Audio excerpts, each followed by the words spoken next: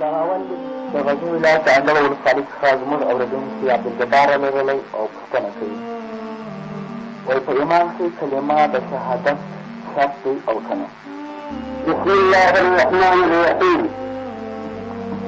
نحمده ونصلي على رسوله الكريم. أما بعد، جهدران رورته باید ووایمه چې ایمان عینا دغه کلمه شهادت ویل دي په حقیقت.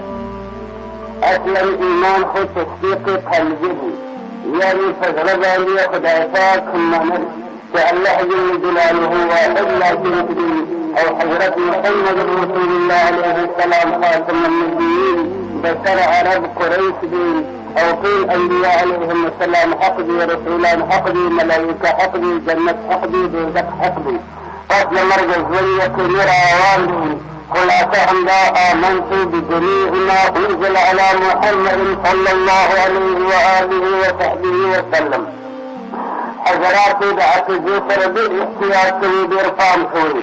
دغه به مو عقیده وي چې یا الله ما ایمان راولي او ما قبول کړي ټول هغه شیان او ټول هغه احکام چې تا نازل کړي حضرت محمد رسول الله عليه السلام.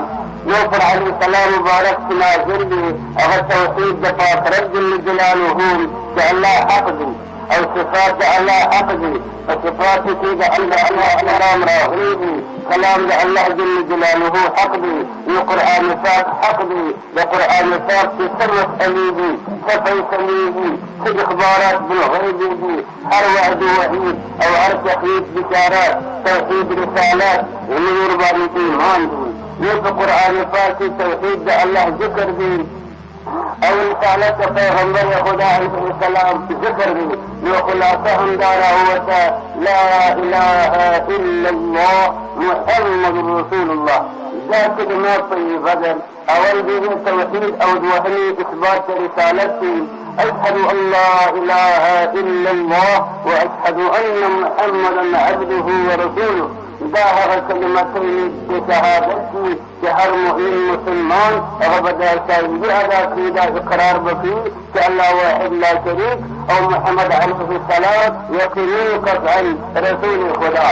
یو که داسې وي چې یو سړی په زړه کې تصدیق ولري، هغه اختیاري تصدیق، اما په خوله اقرار نه وي کړی توحید او رسالت یې په خوله نه ویلي، دا سړی عند الله موحد بلل کېږي، اما عند الناس دې ته کافر وایي.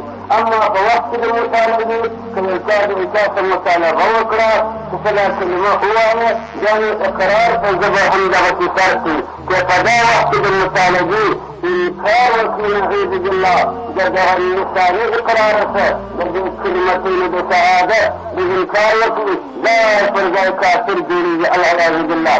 حضرات هغه د کاکړ سمونت یو کاکړ چې چا وویله ورکلمه ووایه ډول ستا پلاره ولا تقما ووایي چې انکار ونکړي العیاذ بالله. په وخت کې د انکار دا مؤمن د ایمان وځي والصلاة